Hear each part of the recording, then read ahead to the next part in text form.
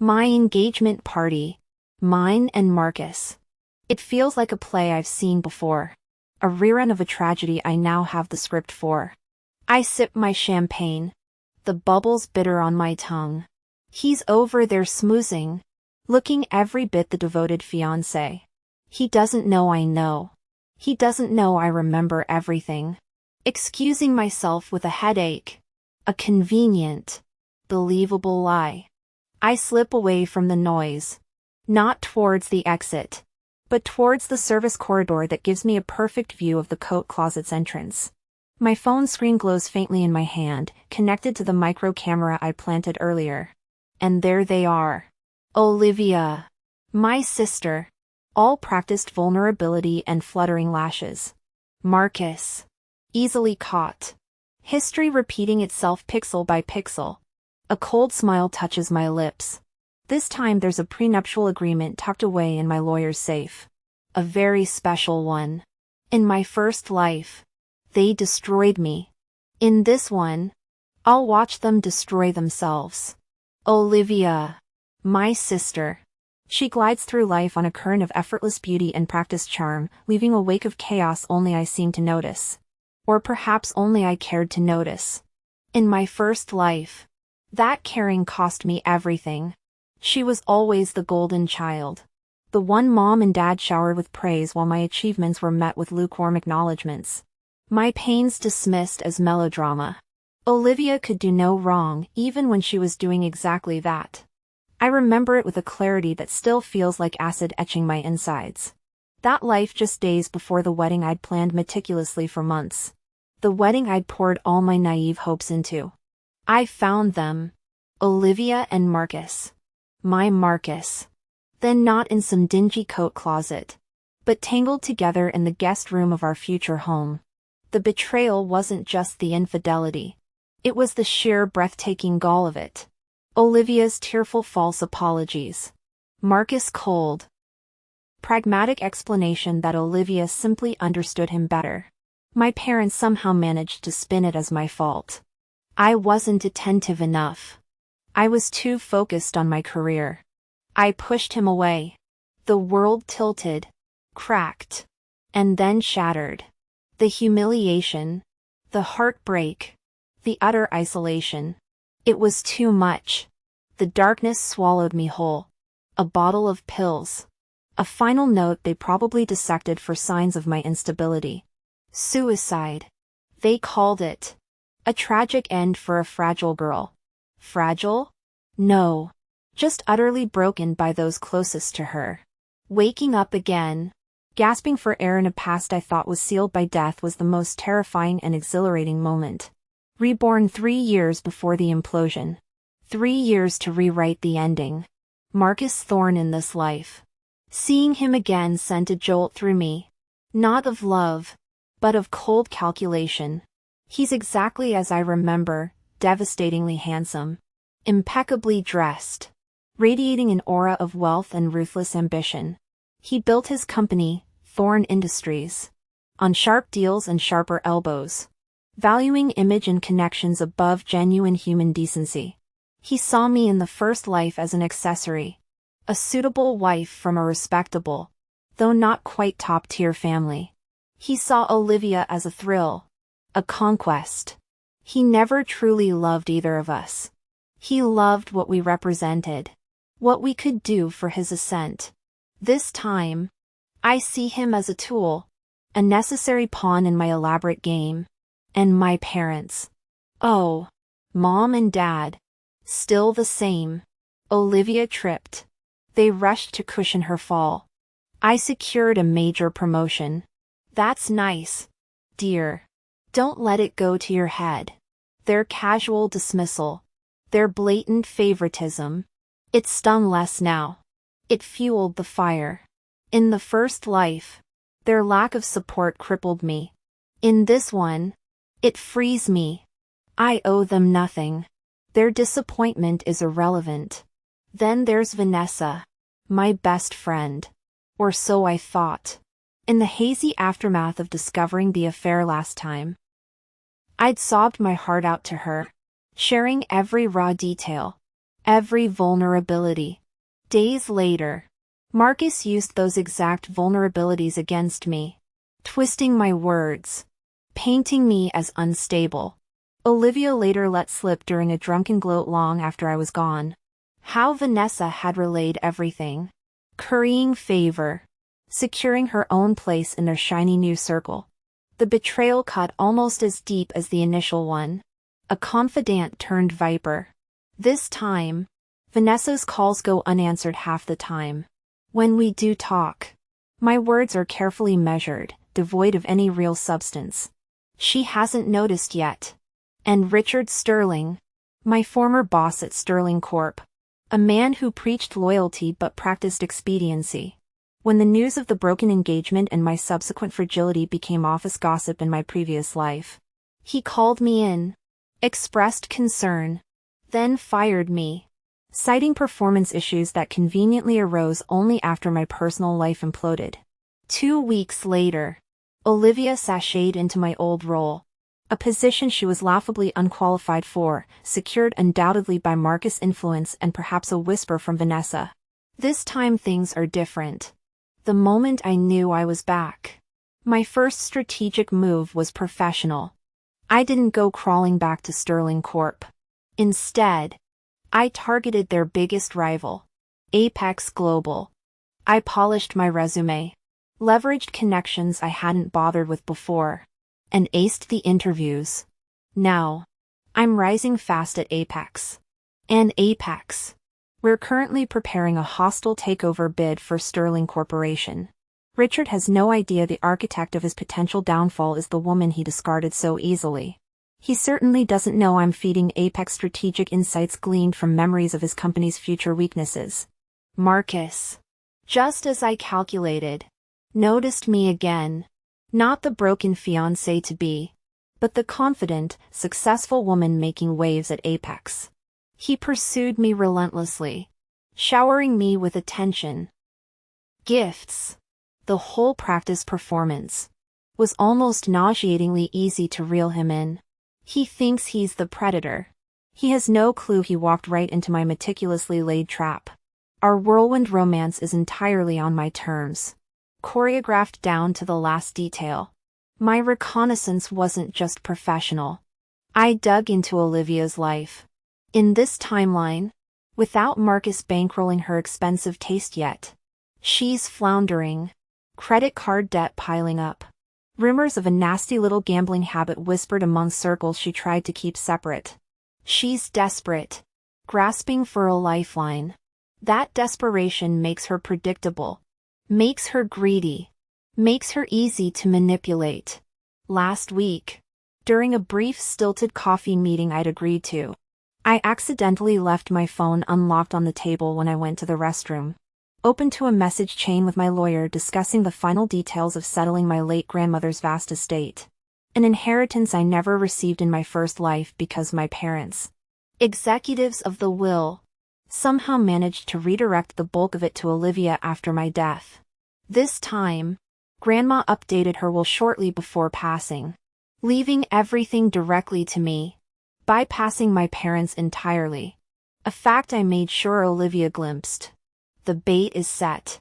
Now I just have to wait for the sharks to circle. The diamond feels heavier this time around. Colder. Marcus kneels before me. Champagne flute momentarily forgotten on the table beside us. The restaurant's ambient buzz fading into a low hum. He's saying all the right words. The ones I memorized from the last time he proposed. About destiny. About finally finding his match. About building a future together. It's happening faster this time. My plan is accelerating the timeline. I manufacture a tear, a delicate tremor in my hand as I let him slide the ring onto my finger. Yes. Marcus. I breathe, channeling the ghost of the naive girl I once was. Yes. Of course. Yes. His smile is triumphant. Mine, hidden behind a mask of joy, is predatory. The engagement dinner is a masterclass in déjà vu. Mom and Dad are beaming, relieved their problem child is finally settling down with such an eligible man. Olivia is there dressed to kill, her eyes glittering with something that isn't sisterly affection. She positions herself next to Marcus, her hand lingering a little too long on his arm, her laughter pitched just a bit too high. She compliments the ring, her gaze flicking between it and Marcus's face. "You have exquisite taste, Marcus." She purr. "My sister is a very lucky woman." I catch the undercurrent, the possessive challenge in her tone. I smile blandly, pretending to be absorbed in conversation with a distant cousin, letting the scene unfold exactly as I knew it would. I don't need to intervene. Olivia's envy is a force of nature. It needs no encouragement. Later that week, Olivia calls me ostensibly to gush about wedding plans. But her motives are rarely pure. We meet for coffee, a strained affair filled with forced pleasantries. I let the conversation drift, finding distraction. Then, as planned, I steer it towards Marcus, sighing dramatically. "He's wonderful, Liv," I say, injecting a note of counterfeit concern. "But sometimes I worry. His family, they can be quite intense about finances." Olivia leans in, sensing gossip. "What do you mean?" I lower my voice, glancing around conspirator ally. "Well, they insisted on this ridiculous prenuptial agreement. Apparently, it's standard for the Thorns. Protects the family fortune. You know." Olivia's eyes sharpen. "A prenup? Really?" "Yes." I sigh again. Marcus was sweet about it. Said it was just a formality. But my lawyer added a few clauses of her own. Especially regarding my inheritance from Grandma. It's substantial and it's ironclad protected, separate from Marcus' assets entirely. No matter what happens. I watch the calculation flicker in her eyes. Greed wars with envy. Perfect. As I take a call, I leave my phone on the table. Recorder app running silently. When I return, Olivia is talking, venting her frustrations about her own money troubles. Subtly fishing for details about Marcus' wealth, complaining about how some people have all the luck. Then the gem. "Honestly, Clara, you're sweet. But Marcus needs someone stronger. Someone who can handle his world. Someone like me. If I had his money backing me, I could really make something of myself. He deserves better." Bingo. Recorded. Saved. Backed up. The next piece falls into place effortlessly. I arrange a necessary business trip with Apex Global. A week-long conference in Singapore. I make a show of being reluctant to leave Marcus. Kissing him goodbye at the airport with fabricated tears in my eyes. "I'll miss you terribly," I whisper. "Don't let my sister monopolize all your time while I'm gone." A playful wink. He laughs. Assures me he only has eyes for me. The moment my plane is wheels up, I know they're making plans. It doesn't take long.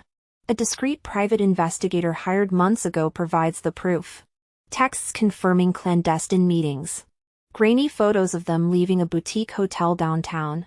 Olivia clinging to Marcus's arm. Receipts from expensive dinners I wasn't invited to. Every rendezvous. Every lie. Meticulously documented. Time-stamped. Filed away. They think they're being clever, sneaking around. They have no idea they're performing precisely according to my script. I return home to the expected charade. Marcus is overly affectionate. Olivia calls, dripping false sympathy about how lonely I must have been. The universe even provides the perfect stage for the next act, Sunday dinner at my parents'. Mom fusses over Marcus. Dad discusses business strategy with him, barely acknowledging my presence. Then during the lull, Mom turns to me. Her expression laced with familiar disapproval. "Clara dear," she begins, her voice syrupy sweet. "Are you sure you're giving Marcus enough attention? A man like him needs support. Olivia mentioned he seemed a bit stressed lately. You need to make sure he's happy." Olivia shoots me a look of faux innocence across the table. I want to laugh. Instead, I nod meekly. You're right, Mom. I'll try harder. Inside, I'm reviewing the legal documents I signed just yesterday. Using a loophole in the bylaws of the small, floundering family business my father technically runs. A business propped up by my grandmother's investments over the years. I initiated a transfer of controlling shares into my name. Shares my grandmother had gifted me years ago, but which my parents always managed. The paperwork is filed. It's done. They just don't know it yet. Their condescension is the final nail in that coffin. My trip needed a dramatic conclusion. A day before I'm scheduled to return, I book an earlier flight. I let myself into our apartment quietly around midnight. The lights are off, but I hear hushed voices from the living room. I flick on the switch. Marcus jumps startled, pulling away from Olivia, who's curled up beside him on the sofa, a little too close for comfort. Clara. Marcus stammers, his face paling. You're back early. Olivia looks momentarily panicked, then plasters on a wide, surprised smile. Sister. We were just catching up. Waiting for you. I raise an eyebrow. My expression carefully neutral. Oh. My flight got rescheduled. Surprise. I watch Marcus stumble through a clumsy explanation about Olivia stopping by because she was worried about him being lonely. I nod, playing along. The image of the hotel photos burned into my mind. How thoughtful of you. Liv, I say. My voice dangerously smooth. He has to stand there and lie to my face while I know exactly where he was just hours ago. The discomfort radiating off him is almost satisfying. Almost. The real satisfaction is yet to come. With the affair documented and Olivia firmly believing my inheritance is her potential jackpot, it's time to tighten the screws. Marcus. Darling. I coo over breakfast a few days after my return. I've been thinking. Why wait? Let's move the wedding up. Maybe next month. I flutter my eyelashes. Feigning impatience. Fueled by love. Marcus nearly chokes on his coffee. Next month. Clara. Isn't that a bit sudden? There's so much to plan. His panic is palpable. An earlier wedding means less time to juggle his affair. Less time to figure out how to handle Olivia. Perfect. I pout. Playing the wounded bride-to-be. Don't you want to marry me, Marcus? He backpedals quickly, trapped. Of course I do. Of course. Next month it is. If that's what makes you happy. His smile doesn't reach his eyes. Predictably, Olivia spirals. I hear whispers. She's been frantic, calling Marcus constantly. Then comes her masterstroke delivered via a tearful late-night phone call to Marcus that I accidentally overhear thanks to the listening device I planted in his home office. Marcus. I think I might be pregnant. She sobs. We need to tell Clara. You have to break it off with her. We can be a family. It's a lie. Of course. A desperate gamble to force his hand. I know her cycle. I know it's impossible. But Marcus doesn't. The fear in his voice as he tries to plait her is music to my ears. He's caught between his desire for my supposed fortune and Olivia's manufactured crisis. While they grapple with their self-made drama, I make my own moves. Anonymous tips start circulating among our mutual friends. Vague but damaging gossip about Olivia's erratic behavior. Her mounting debts, whispers of past indiscretions conveniently resurfacing. Nothing directly traceable to me. Of course. But enough to tarnish her already precarious reputation. People start looking at her sideways, questioning her sudden closeness to Marcus. Then Vanessa calls. Her voice laced with a faux concern. Clara. Honey, I hate to be the one to tell you this, but I've heard things about Marcus and Olivia. She sounds genuinely conflicted, perhaps hoping to win back my favor by playing the loyal friend. I let her spill the rumors. Gasping at the appropriate moments. Shedding a few crocodile tears. Oh. Vanessa. No. Not Olivia. Are you sure? I thank her profusely for her honesty. For her bravery and telling me. I don't know what I'd do without you. I lie smoothly. She hangs up. Likely feeling smug, convinced she's back in my good graces, never suspecting I knew long before she did. Armed with Vanessa's warning, I confront Marcus. Not with accusations, but with heartbreaking vulnerability. Tears stream down my face as I tell him about the vicious rumors Vanessa shared. Marcus.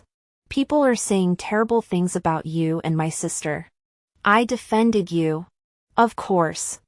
I told Vanessa it wasn't true. That you love me. I cling to him, sobbing about how scared I am of losing him. How much I need him. It's a disgusting performance, but effective. Guilt washes over his face, mingled with relief that I'm blaming Olivia and gossip. Not him directly.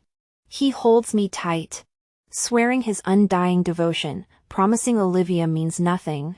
That the wedding is all that matters. He recommits more forcefully than ever, desperate to secure the marriage and the financial stability he thinks comes with it. He needs my inheritance now more than ever because Marcus' world is quietly starting to crumble. My carefully placed insider tips to Apex Global about Thorn Industries' upcoming bids. Strategic weaknesses and key client vulnerabilities are starting to bear fruit. Apex has undercut Thor on 2 major contracts. A promising subsidiary Marcus was counting on is suddenly facing regulatory hurdles I knew were coming. Whispers of instability start surrounding Thorn Industries. Marcus becomes visibly stressed, working longer hours.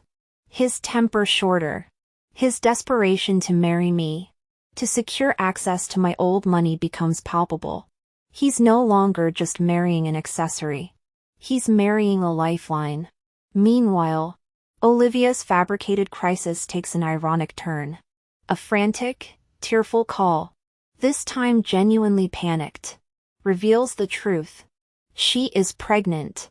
The dates align perfectly with the start of their affair. The lie became reality. Now she's truly desperate, pressuring Marcus relentlessly to leave me, using the baby as leverage. He's trapped in a nightmare of his own making. My parents predictably get involved. Olivia playing the victim has obviously fed them a story. They corner me one evening, urging me to reconsider the wedding. Clara. Darling. Mom starts. Marriage is a big step. Are you sure Marcus is stable? We hear his business isn't doing so well and rushing into things. Dad nods gravely. Think carefully. Clara. Don't make a mistake you'll regret. Their concern isn't for me. It's for Olivia. Subtly trying to clear the path for her. I listen patiently. Thank them for their advice. And assure them I know what I'm doing. Their blindness remains astounding. The day we sign the final prenuptial agreement is thick with unspoken tension. My lawyer sits beside me, radiating calm professionalism. Marcus sits opposite. His lawyer looking uncomfortable. Marcus shifts in his seat. Fiddles with his pen. His gaze darting nervously towards the document. He knows on some level that prenups can have teeth. He just has no idea how sharp these particular teeth are. I specifically drew his attention to the standard infidelity clause weeks ago, framing it as just lawyer stuff. Standard procedure. Darling. I'd said breezily. Means nothing if we're happy. Right. He'd readily agreed then now. Beads of sweat gather on his forehead as he initials the page outlining the consequences of adultery. Immediate forfeit of any claim on my personal assets, including the inheritance and significant penalties drawn from his own holdings. I sign my name with a steady hand, my heart beating a calm, rhythmic drum beat of anticipation. He picks up the pen, his hand trembling slightly. He signs. It's done. The trap is fully set. The wedding day dawned bright and clear, mocking the storm about to break. I stand before the mirror, a vision in white lace and feigned serenity. Every detail is perfect. From the delicate veil to the radiant smile I practice. It's the smile of a bride anticipating her future. Just not the one everyone else expects. Walking down the aisle, clutching my father's arm. A man who has no idea he's leading his least favorite daughter to her greatest triumph. I meet Marcus's gaze. He looks relieved. Almost giddy. He thinks he's made it. He thinks the prize is his. Poor fool. The ceremony is a blur of vows I don't mean and kisses that taste like ash. But I play my part beautifully. At the reception, the champagne flows. Toasts are made. And the illusion of wedded bliss is perfectly maintained. Marcus is beaming. Accepting congratulations, already acting the part of the man who secured his future. Olivia hovers nearby. Her expression a mixture of simmering resentment and forced smiles. Her hand occasionally resting on her barely concealed bump. My parents look pleased if oblivious. Vanessa offers a tearful, heartfelt hug, whispering how happy she is for me.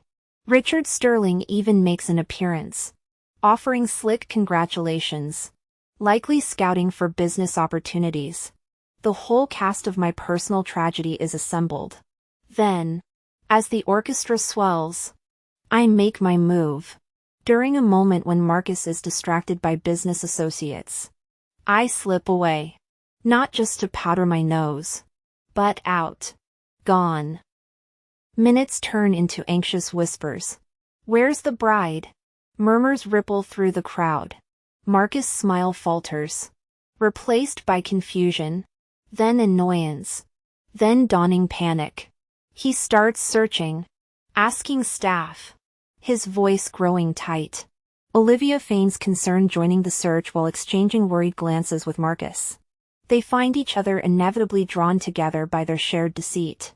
I watch via the security feed I had routed to my temporary command center. A suite down the hall. They retreat to a quiet corner. Then Marcus pulls Olivia towards the elevators heading to the bridal suite. They assume I've fled in tears. Perfect.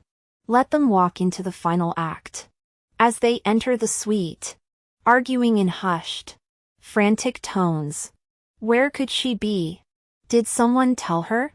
What about the baby? The lights flick on. I'm sitting calmly in an armchair. Not in my wedding dress, but in a sharp power suit. Beside me sits Arthur Kensington, Marcus's former business partner. The one Marcus ruthlessly pushed out years ago to seize sole control of Thorne Industries. Arthur smiles. A slow, satisfied curve of his lips. Marcus freezes, his face draining of color. Olivia gasps, stumbling back a step. Clara. What? What is this? Marcus sputters. This, I say, my voice level and cold, is the end of the line. I gesture to the tablet in my hand. Let's start with Thorne Industries. Or should I say my Thorne Industries? Confusion morphs into disbelief on Marcus's face. What are you talking about? Through a series of carefully managed acquisitions via shell corporations guided by some very insightful market intelligence. I explain, nodding towards Arthur. Apex Global, where I happen to be a senior executive along with Mr. Kensington here, has acquired a controlling interest in your company. The final transfer went through this morning. You work for me now, Marcus. Or rather, you did. Arthur speaks, his voice dripping with long simmering resentment. You destroyed my career, Thorne. Built your empire on my ideas and my connections. Now I get to watch it dismantled. Marcus gapes speechless. Olivia looks between us, bewildered. But the money, the prenup.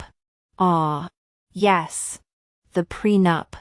I continue smoothly, picking up another document from the table. The one with the rather stringent infidelity clause you both seem to overlook. I tap the screen of the tablet and images flash across it. Photos of them at the hotel. Timestamps of their late-night calls. Screenshots of incriminating text. All meticulously documented. Your affair wasn't exactly subtle. Marcus recoils. Clara. I can explain. No need. I cut him off. The evidence is quite clear and the prenup is quite clear. Any claim you thought you had on my assets is null and void. In fact, according to Clause 7b, your blatant infidelity triggers significant penalties payable from your assets. What little remains of them anyway? Olivia steps forward, her hand protectively on her stomach. Clara, please. I love him. We're having a baby. Your timing is impeccable. Sister, I say, my voice devoid of warmth. I produce another file. Medical confirmation of your pregnancy. Congratulations. I turn to Marcus. Though I believe congratulations might be premature for you. Marcus. According to Olivia's panicked confession I recorded weeks ago. I play a short damning clip of her initial pregnancy scare call.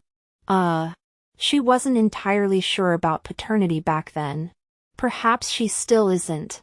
Marcus stares at Olivia, horror dawning on his face. Is this true? Olivia? Is this baby even mine? Olivia bursts into tears, denying it. But the seed of doubt is sown. And as for my assets, I continue savoring the moment. The inheritance Olivia was so keen on. It exists. But perhaps not in the way you imagined. Just then, the door opens again. My real family enters. My formidable grandmother. Matriarch of a genuinely wealthy old money dynasty, flanked by her lawyers. The family that disowned my branch decades ago due to my parents' choices. But who upon learning of my rebirth and my quiet outreach in this timeline welcomed me back with open arms and considerable resources. Grandma surveys the scene, her gaze sharp and disapproving. Marcus Thorne. Olivia. I believe my granddaughter has concluded her business with you. My parents arrived then, drawn by the commotion, their faces crumpling as they take in the scene. Marcus and Olivia exposed my powerful grandmother standing beside me. Arthur Kensington's predatory grin. The carefully constructed facade of their lives shatters before their eyes. They finally see Olivia not as the golden child, but as the desperate manipulator she is. They see Marcus not as the prize catch, but as a ruined fool. And they see me, the daughter they dismissed, holding all the cards. How? Marcus whispers his voice. How did you do all this? I lean back in my chair, allowing myself a small, cold smile. From the moment I opened my eyes in the second chance. I say softly, letting the weight of my journey settle in the silence. Every step you took, every lie you told, every betrayal you enacted. It was all part of my plan. You were puppets dancing on my strings. Welcome to the final curtain call. The silence stretches thick with shock and shattered illusions. Then the begging starts. Marcus is first naturally. He sinks to his knees, grabbing from my hand, his expensive suit suddenly looking pathetic. Clara, please. He chokes out, desperation, making his voice ugly. Don't do this. It was a mistake. A stupid, meaningless mistake. Olivia means nothing. I'll end it right now. I swear we can fix this. Think of what we had. What we could have. His eyes plead, but there's no remorse there. Only terror of losing everything. I look down at him. My expression unreadable. I withdraw my hand slowly. No. Just one word. Simple. Final. It hangs in the air. Olivia rushes forward next. Tears streaming down her face. Mascara smudged. She tries to embrace me. But I step back, keeping her at arm's length. Clara. Sister. Please. She wails, clutching her stomach. He manipulated me. He used my feelings. I was lost, confused. You have to understand. We're family. I need you. The baby needs you. Her performance is flawless. Honed by years of practice.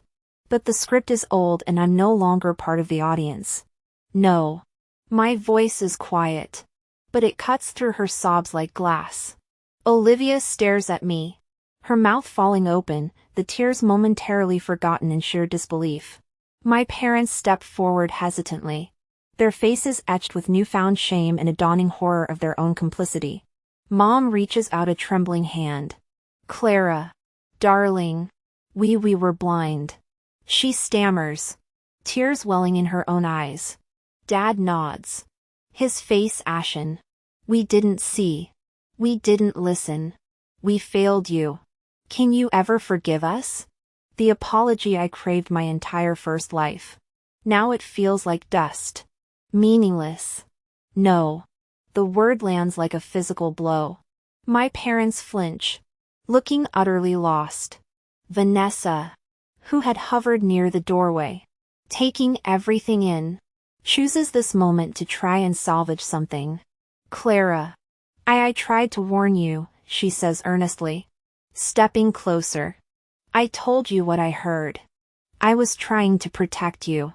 Truly. I didn't know how else." Her voice trails off under my unwavering gaze. She was never trying to protect me. She was hedging her bets. No.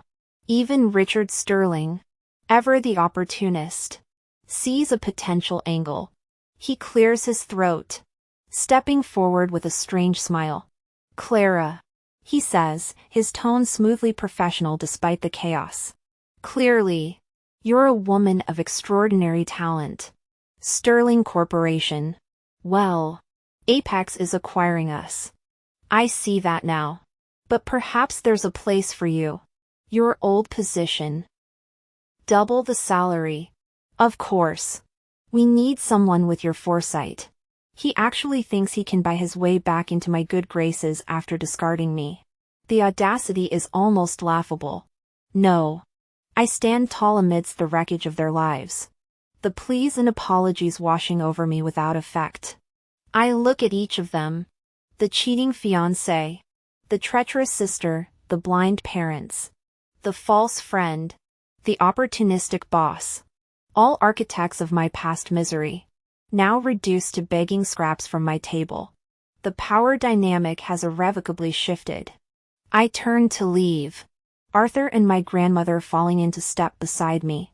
At the door, I pause and look back at the stunned weeping group. "Your apologies mean nothing to me," I state, my voice carrying clearly in the suddenly silent room.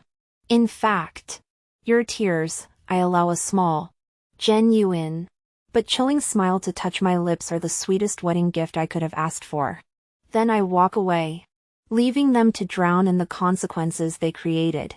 1 year later, the sun dips below the horizon, painting the sky in hues of orange, pink, and gold. The waves sigh against the shore of the private beach belonging to my secluded villa. It's quiet here, peaceful, a world away from the noise and deceit of my past life and the calculated chaos of my revenge. Thorn Industries and Sterling Corp. are no more. They were absorbed, restructured, and ultimately merged under the Apex Global umbrella, with Arthur Kensington happily taking a lucrative early retirement package. I now sit as CEO of the newly formed division. It's challenging, demanding, but fulfilling in a way my old job under Richard's thumb never could be. Building something new feels better than tearing things down. Though the tearing down was a necessary foundation. News occasionally filters through about the others, though I don't seek it out. Olivia is struggling, navigating single motherhood largely alone. Marcus, stripped of his company and reputation, vanished from the social scene. Last I heard, he was facing multiple lawsuits from disgruntled investors. Arthur and I quietly pointed in his direction. My parents have tried reaching out. Letters, calls left unanswered. They're making clumsy attempts to support Olivia, perhaps trying to atone, but the chasm between us remains. Vanessa faded into obscurity. Their lives are no longer my concern. My focus is here now. Healing isn't linear, and the scars of my past life, the trauma of betrayal and loss, still surface sometimes. But I'm in therapy doing the work, learning to untangle the pain from the person I am today. Reclaiming myself from the wreckage wasn't just about revenge. It was about survival and now about thriving. My phone buzzes on the table beside my lounge chair. Messages from colleagues, friends, maybe even from him. Daniel, the architect I met 6 months ago, collaborating on the new corporate headquarters design. He's kind, intelligent, funny, and most importantly, he sees me. Not my family name, not my corporate title, but me. There's no pretense, no agenda. It's refreshing, possible. I'm not rushing anything, but the prospect of a healthy relationship built on honesty and mutual respect no longer feels like an alien concept. I ignore the buzzing phone for now. Pushing myself up, I walk towards the water's edge, letting the cool evening breeze wash over me. The sand is soft beneath my feet. I take a deep breath, tasting the salt in the air. The pain of the past is real, a part of my story, but it doesn't define my future. I look out at the endless ocean, the setting sun reflecting in my eyes. For the first time, perhaps in either life, a genuine, unburdened smile spreads across my face. I am free.